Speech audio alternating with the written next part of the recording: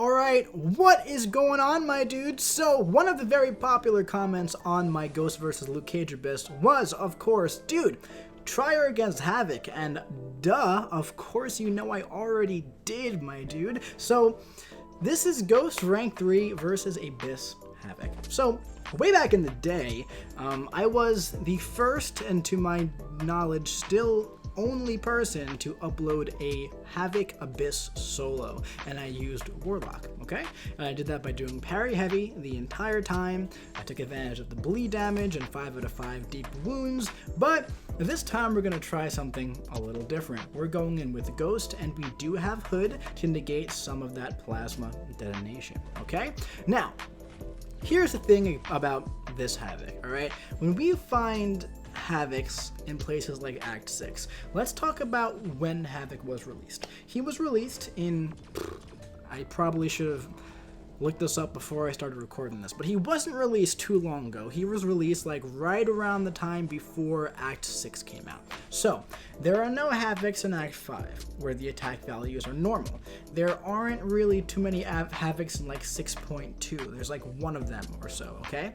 There's like one in 6.1 as well. And those have pretty normal attack values. When we get to like 6.3, and 6.4, for example, the 6.3 Havok boss, his attack value is through the frickin' roof, all the way up there, okay? So when his plasmas detonate, you die. If you're not using a Havok counter, that's it. There's like not really a negotiation. It's either you bring Heimdall and then you get like one more cycle of whatever you're doing, or you have a counter. Here, this guy doesn't have too high of an attack value, and we're using a rank 3 champion, okay?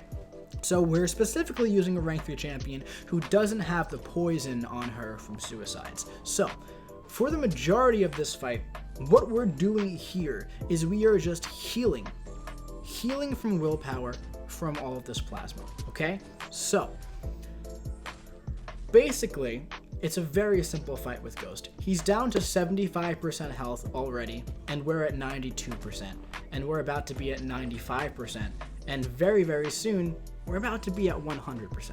So, it's at the point now where I'm about to say that if you can justify bringing Ghost and Hood with you to the Abyss, Ghost is the best option for this fight, even better than Warlock. I had to check and make sure I was recording because this run is ridiculous. Now, here's the thing about Hood, okay?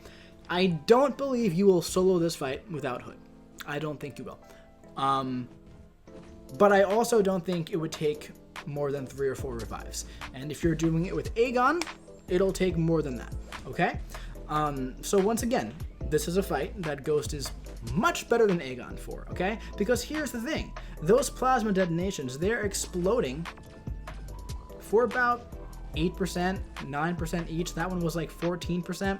Not too bad. As it goes along, they get stronger depending on like his prowess and stuff, I believe. I'm not entirely sure.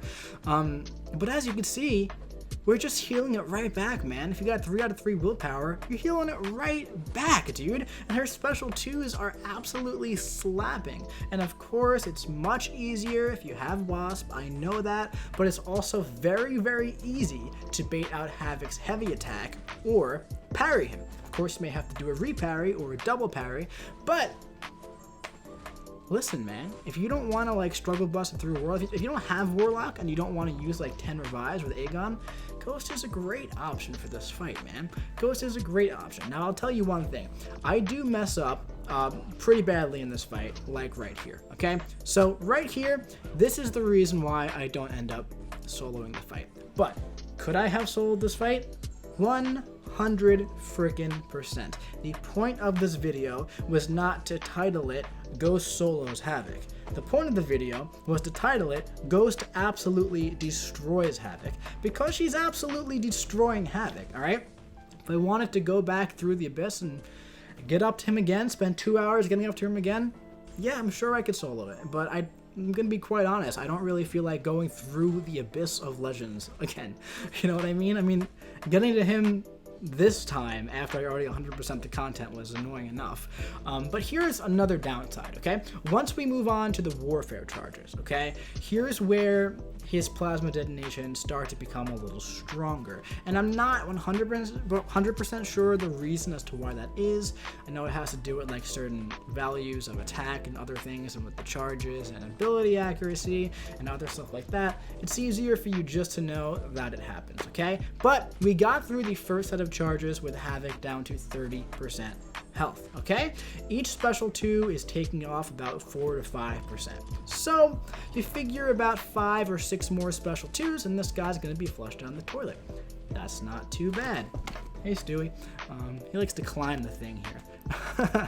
But one thing I like to do with Ghost as well is that since he does have that energy attack on his medium and you can't always reliably parry it, I like to just back off once and then counter his heavy attack with Ghost's heavy. It's very, very easy. You could do the same thing with your special 2. At this point, man, he's down to 20% health, and even with those 2 combos and the special attack that I ate a minute ago, I really thought I was going to be soloing this fight. I was getting very, very, very excited. I was about to upload my second Abyss Havok solo. I was absolutely lit, dude. I'm still healing from low power, but then I noticed that plasma was detonating a little bit stronger. Havok is now down to, what, 15%?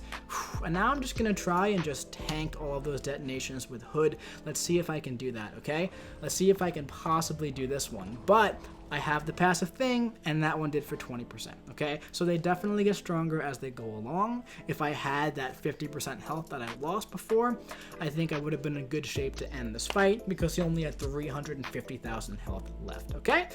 So Ghost absolutely smashed that dude. Of course, you know, I went back in and I finished off the fight because I'm pretty sure I did a couple more Abyss fights after this with Ghost, I think. And I think one with Magneto. I was messing around with Magneto. It wasn't too impressive, so I didn't post the Magneto one. But yeah, I mean, listen, dude. The point of this video is just to show you Ghost is great for Havok as well. All right, and I feel like Ghost being more useful for other fights as well on the path, more useful than Warlock is, justifies bringing Ghost over bringing Warlock. Okay, and for a very, very long time, I've said to people, definitely bring Warlock for path 3. You need Warlock. You want to bring Warlock. Now I'm going to be telling people to bring Ghost. I ate another combo here, but whatever. He's 5% left. 1 or 2 more special 2s, and that's it. Look at this, man. That's what's so annoying about the Abyss, is that you get hit once, you get stunned. If you don't have a limber at 5 out of 5, you're going to eat another combo, and it's going to keep snowballing, and then you're going to die. So when you do Abyss, quick pro tip, 5 out of 5 limber. Always, every single fight, unless you're using Nick Fury, but you might as well just leave it on, okay? But yeah, dudes, Ghost is great for this fight. She's great for a lot of fights, and if you happen to have a rank 3 Ghost, utilize her. Panda Man Pete, utilize your Ghost, dude. Screw Aegon. Aegon's boring. Aegon's boring. But yeah, dudes, that's gonna be it for this video. I hope you enjoyed it. I enjoyed making this one a lot. I wish I got the solo. I definitely know I could have. Notification, that's me, not you. I definitely know that I could have. Maybe in the future I'll go back and try it again, but I'm not too stressed about it, okay? But yeah, that's gonna be it. I hope you enjoyed it. If you did, drop a like, drop a comment, subscribe if you want to see some more rank 3 Ghost footage in the Abyss, and I'll be seeing you around.